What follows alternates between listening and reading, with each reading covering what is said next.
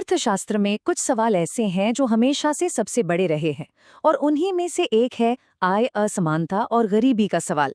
कुछ लोग बहुत अमीर कैसे हो जाते हैं जबकि दूसरे बस गुजारा करने के लिए संघर्ष करते रहते हैं। तो चलिए आज इसी मुश्किल सवाल की परतों को खोलते हैं, समझते हैं कि ये क्यों होता है और हम इसके बारे में क्या कर सकते हैं।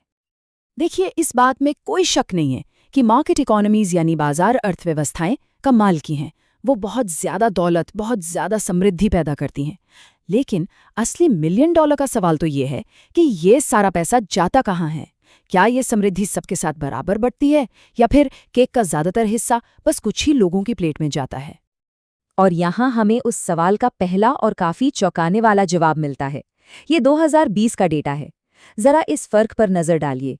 हर 5 में से एक परिवार साल में $38,000 से कम कमा रहा है। लेकिन अगर हम सबसे अमीर 5% की बात करें तो वो $3,05,000 से भी ज्यादा कमा रहे हैं। ये कोई छोटा मोटा गैप नहीं है, ये एक बहुत गहरी खाई है। तो हाँ, ये खाई तो दिख रही है, पर जो हो रहा है उसे सच में समझने के लिए हमें इसे नापना होगा।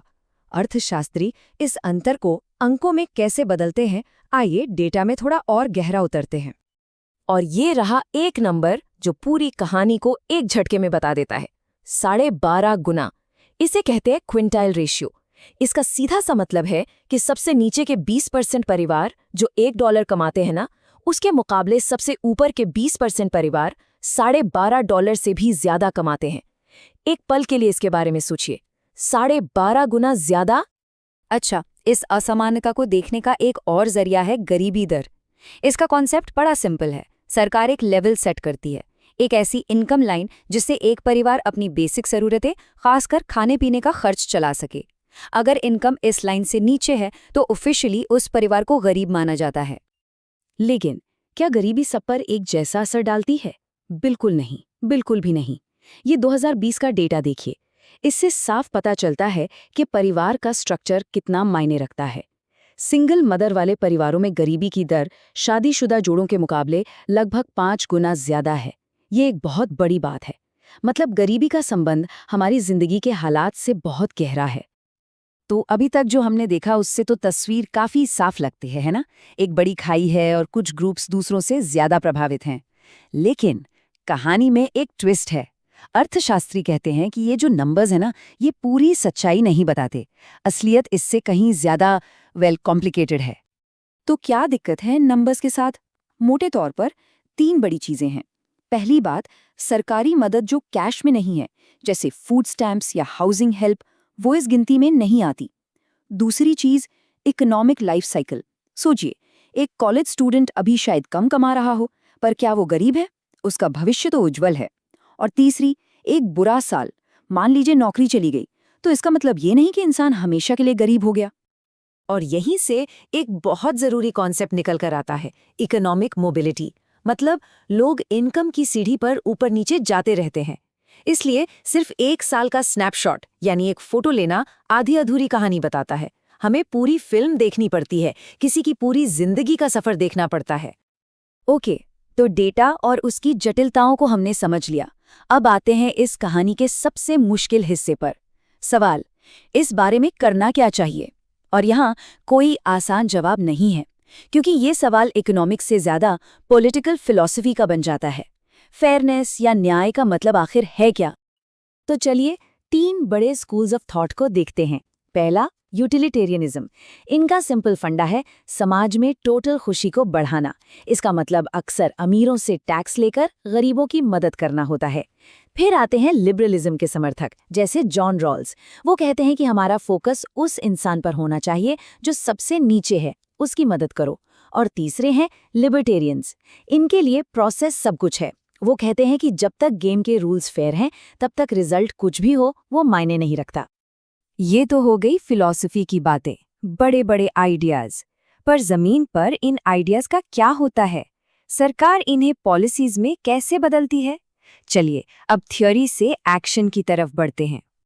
सबसे कॉमन पॉलिसी जो दिमाग में आती है वो है मिनिमम वेज। इस पर बहस बहुत पुरानी है। एक तरफ के लोग कहते हैं कि ये काम करने वाले गरीबों की मदद करने का सीधा और असरदार तरीका है, बिना सरकारी खर्चे के। पर दूसरी तरफ आलोचक कहते हैं कि इससे शायद कुछ लोग अपनी नौकरी खो दें, क्योंकि कंपनियां कम लोगों को हायर करेंगी। तो जिसकी मदद करनी थी उल्टा उसका नुकसान हो गया। ये एक क्लासिक इकोनॉमिक ट्रेड ऑफ है। इसके अलावा सरकारी मदद के दो बड़े रूप हैं। एक है वेलफेयर, जिसमें ज़रूरतमंद परिवारों को सीधे कैश दिया जाता है, और दूसरा है इन काइंड ट्रांसफर्स, जिसमें कैश के बदले सीधे सामान या सर्विस दी जाती है, जैसे स्नैप प्रोग्राम के जरिए खाना या मेडिकेड से हेल्थ केयर। अब एक और इंटरेस्टिंग आइडिया है जिसे नेगेटिव इनकम टैक्स कहते हैं। इसका सिस्टम बड़ा सिंपल है। एक इनकम लेवल तय कर दो, उससे ज़्यादा कमाने वाले टैक्स देंगे और उससे कम कमाने वालों को सरकार की तरफ से पैसे मिलेंगे। जैसे इस उदाहरण में देखिए, जिसकी इनकम 0 है उसे $20,000 मिल रहे हैं। ये एक तरह से सबके लिए बेसिक इनकम पक्की करने का तरीका है। लेकिन चाहे पॉलिसी कोई भी हो, उन सबके सामने एक बहुत बड़ी चुनौती आकर खड़ी हो जाती है। एक फंडामेंटल दुविधा, एक ऐसा ट्रेड ऑफ, एक ऐसा अनचाहा नतीजा जो अक्सर हमारी नज़रों से चूक जाता है। सवाल ये है कि क्या गरीबी से निकलने में मदद करना उल्टा एक जाल बना सकता है? सुनने में अजीब लगता है ना, कि भलाई करने से बुरा कैसे हो सकता है? इकोनॉमिक्स में कभी-कभी अच्छे इरादे अनजाने में एक ट्रैप क्रिएट कर देते हैं। आइए देखते हैं कैसे। समस्या की जड़ यहाँ है। मान लीजिए एक कम इनकम वाले परिवार को एक बेहतर नौकरी मिलती है और वो ज्यादा पैसा कमाने लगते हैं। फिर क्या होता है? जो उन्हें सरकारी मदद मिल रही थी वो कम होने लगती है।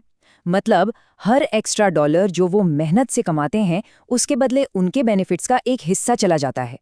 तो फिर ज्यादा मेहनत करने का इंसेंटिव ही क्या बचा?